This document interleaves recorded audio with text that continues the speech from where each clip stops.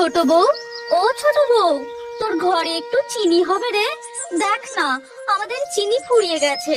হ্যাঁ দিদি, আছে, দাঁড়াও, আমি এক্ষুনি তোমার জন্য চিনি নিয়ে আসছি। এই বলে ছোট বউ পাপিয়া ঘরে চলে যায়। তখন ছোট ভাই বিমল শ্যামলকে বলে, দাদা চলো, অনেকটা বেলা হলো, এবার আমরা মাঠে যাই। হ্যাঁ হ্যাঁ চল। এই বলে শ্যামল আর বিমল মাঠের দিকে চলে যায়। তারপর বিকেল গড়িয়ে সন্ধে হতেই তারা বাড়ি ফিরে আসে। আজ বুঝি জমিতে অনেক কাজ ছিল, তোমাদের ফিরতে এত দেরি হলো যে? যাই হোক, হাত মুখ ধুয়ে দাওয়ায় বসো, আমি চা করে নিয়ে আসছি। তখন ছোট বউ পাপিয়া উঠানে সন্ধে দিচ্ছে। এমন সময় হঠাৎ, কে কে ওখানে ধানের গোলার পেছনে? ওখানে ওইভাবে প্রদীপ হাতে দাঁড়িয়ে রইলে যে, ওখানে কাকে খুঁজছো? দেখো না, মনে হলো কে যেন ধানের গোলার পেছনে লুকিয়ে পড়লো। এত ডাকছি, সাড়া দিচ্ছে না। হ্যাঁ, এ কি বলছিস ছোট? ধানের গোলার পিছনে কেউ লুকিয়ে পড়লো?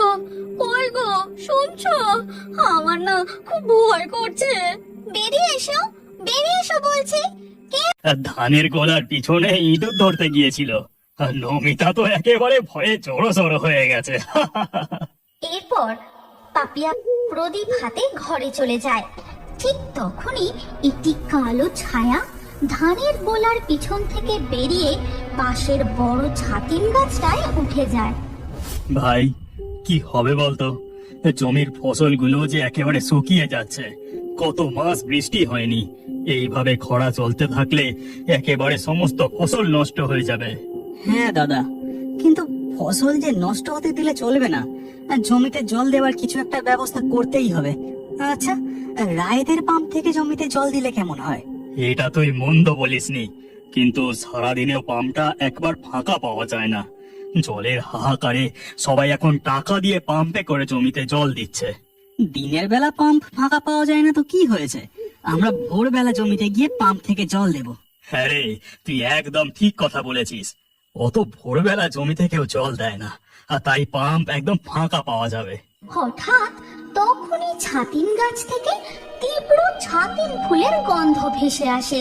পাপিয়া ঘর থেকে বেরিয়ে বলে, আহ, কি সুন্দর ছাতিম ফুলের গন্ধ!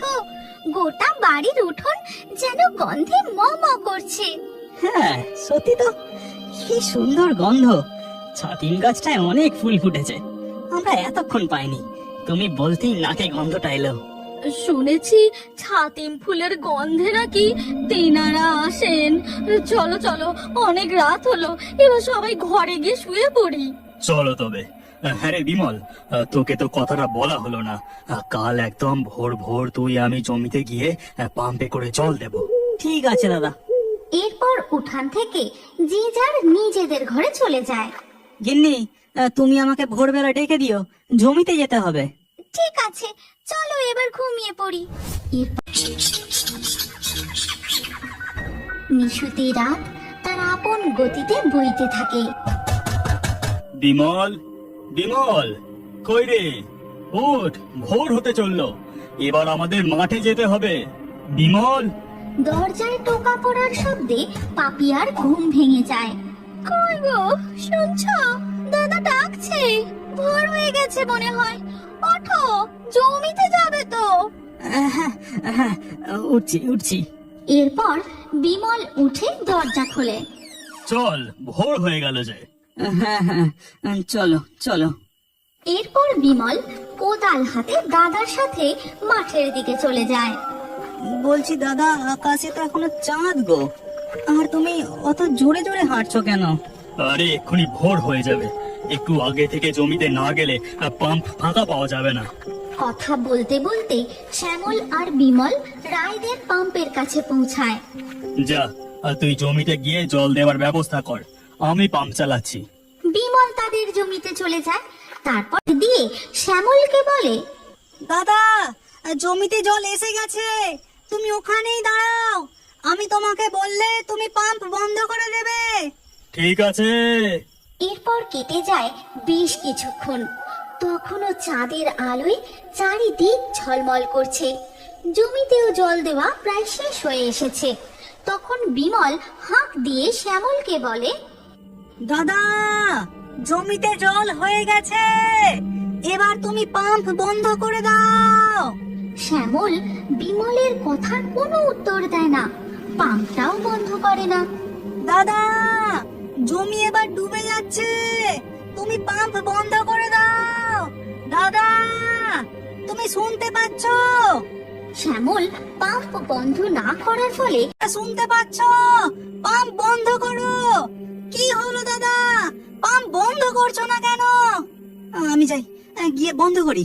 এই বলে বিমল রায়দের পাম্পের কাছে গিয়ে দেখে সেখানে তার দাদা নেই।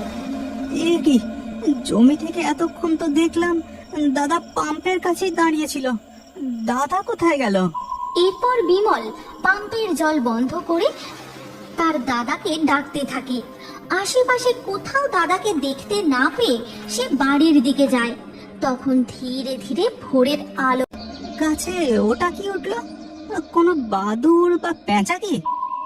খুব হাঁপিয়ে গেছি, একটু দাওয়ায় বসি।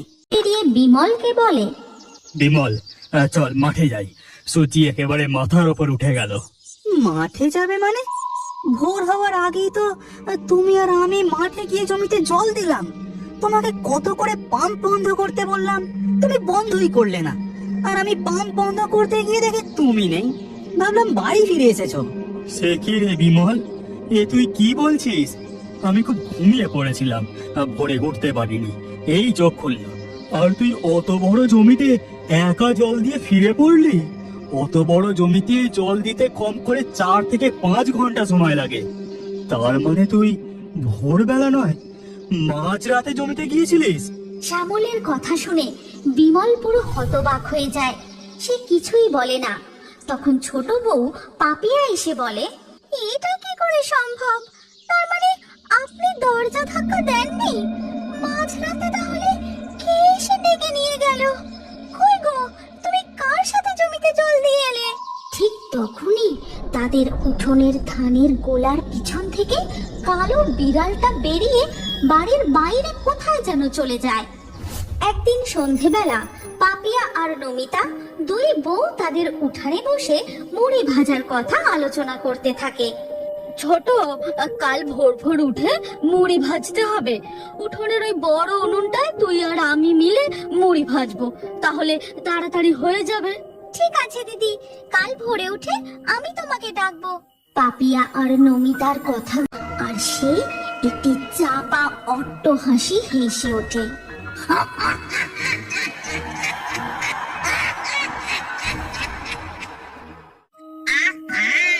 কি সুন্দর খেজুরের গুড়ের গন্ধ!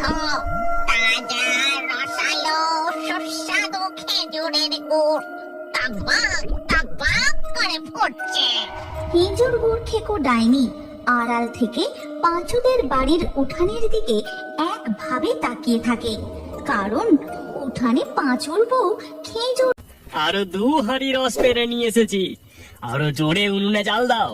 কাল পৌষ পার্বণ, কালকের বাজারে শুধু আমার কাছে টাটকা খেজুরের গুড় পাওয়া যাবে, আর আমি চড়া দামে বেচবো। কি বলো গিন্নি? এই পাড়ার সব খেজুর গাছের হাঁড়ি তো ফাঁকা করে দিয়েছো মনে হয়। তা বলি কি, ও পাড়ার চৌধুরীদের বাগান থেকে রস নিয়ে এসো না, তাহলে আরো খেজুরের গুড় তৈরি হবে। এই না হলে পাঁচুর বউ। তুমি মন্দ বলনি গিন্নি, তুমি এই দিকটা সামলাও, আমি গিয়ে চৌধুরী পাড়ার খেজুর গাছের হাঁড়িগুলো সাবার করে দিয়ে আসি। এই কথা বলে পাঁচু খেজুর রস চুরি করতে চৌধুরী পাড়ার দিকে চলে যায়। খেজুরের গুড়টা প্রায় তৈরি হয়ে এসেছে। আমি যাই, ঘর থেকে একটা বড় হাঁড়ি নিয়ে আসি। এই গুড়টা তুলে রাখতে হবে। ওই তো, ওই বউটা ঘরে যাচ্ছে, এইটাই সুযোগ। পাঁচে চেটে পুটে খেতে শুরু করে। কি সুন্দর গরম গরম খেজুরের গুড়! কি মিষ্টি, কি সুস্বাদু! ডাইনি মনের আনন্দে পাঁচুদের উঠানে বসে গরম খেজুরের গুড় খেতেই থাকে। ওদিকে ঘর থেকে পাঁচুর বউয়ের বেরিয়ে আসার শব্দ পেতেই মনে হয় বউটা এই দিকেই আসছে।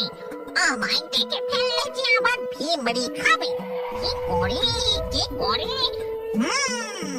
ওই খেজুর গাছে একটা হাঁড়ি ঝুলছে দেখছি, যাই ওর মধ্যেই ঢুকে পড়ি।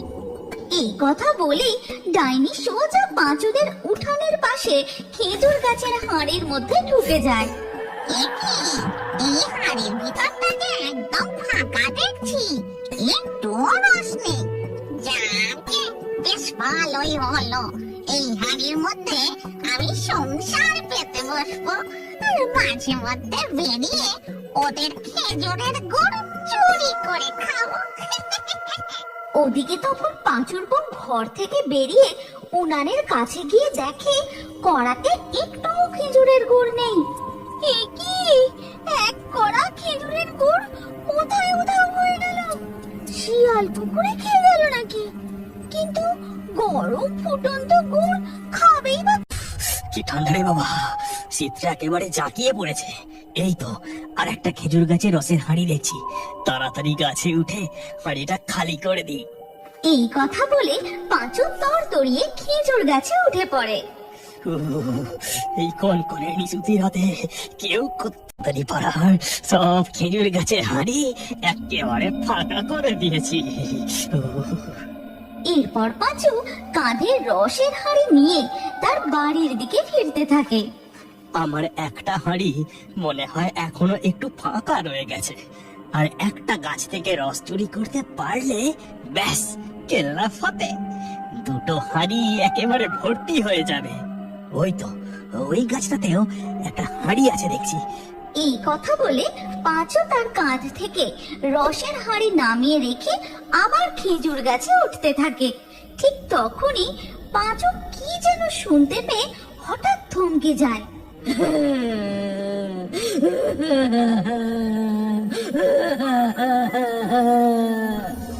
এ কি, এই নিশুতি রাতে জঙ্গলের মধ্যে কে কাঁদে? আওয়াজটা যেন খুব কাছ থেকেই আসছে।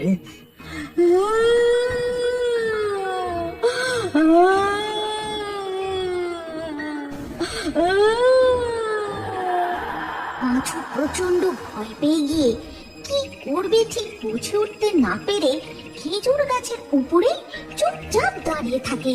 তারপর আবার কিছুক্ষণের মধ্যে সব শান্ত। উফ, বাঁচলাম। এবার এই রসের হাঁড়িটা নিয়ে তাড়াতাড়ি নেমে পড়ি। পাঁচু খেজুর গাছ থেকে নেমে তার হাঁড়িতে খেজুর রস ঢেলে নেয়। তারপর পাঁচু তার হাঁড়ি দুটো নিয়ে কিছুটা এগোতেই আবার সে শুনতে পায় কে যেন আপন মনে ফিস ফিস করে কথা বলছে।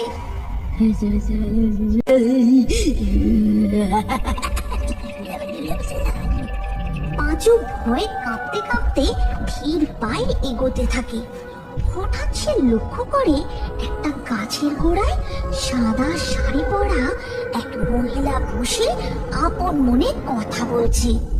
ওরে বাবা, ওটাকে ভূত নাকি? পাঁচু, আজ মনে হয় তোর আর রক্ষে নেই। রাম রাম রাম রাম রাম রাম।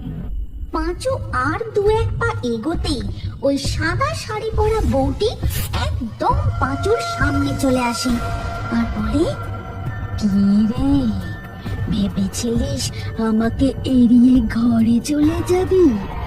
আমার যে থাকার কোনো ঘর নেই।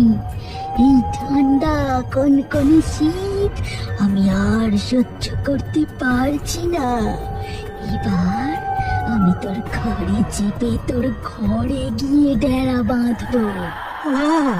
এই ব্যাপার, তোমার ঘর নেই তাই তুমি আমার ঘরে যেতে চাও? তা বেশ বেশ, কিন্তু আমার ঘরে যে আগে থেকে এক শাঁকচুন্নি ডেরা বেঁধে আছে, সব খাবার সে একাই খেয়ে নেয়। তুমি আমার সঙ্গে যেতে পারো, কিন্তু তাহলে যে তোমাকে শুকিয়ে থাকতে হবে। শাকচুন্নি তোর ঘরে ডেরা বেঁধেছে, সে সব খাবার খেয়ে নিচ্ছে? না, তাহলে আর গিয়ে কাজ নেই। আমার থাকার জায়গা যখন হলো না, তাহলে তো অন্য কিছু ভাবতে হবে। আমি বরং তাহলে আজ তোকে কচমচ করে চিবিয়ে খাবো। ও পেতনি, তুমি এমন কথা বলো না গো। আমি তোমার থাকার ঘরে ঠিক ব্যবস্থা করে দেব। বল বল বল, তাড়াতাড়ি বল, আমার যে খুব শীত করছে, এই ঠান্ডা আর সহ্য করতে পারছি না। সর্বনাশ, এবার আমি কি করি? এই পেতনির থাকার ব্যবস্থা কি করে করি? কিরে, কি হলো? এত দেরি হচ্ছে কেন? ঠিক তখনই পাঁচুর মাথায় এক বুদ্ধি খেলে যায়। তারপর সে পেতনিকে বলে, ওই যে ওইদিকে দেখো, ওখানে যে কুটিরটা দেখছো,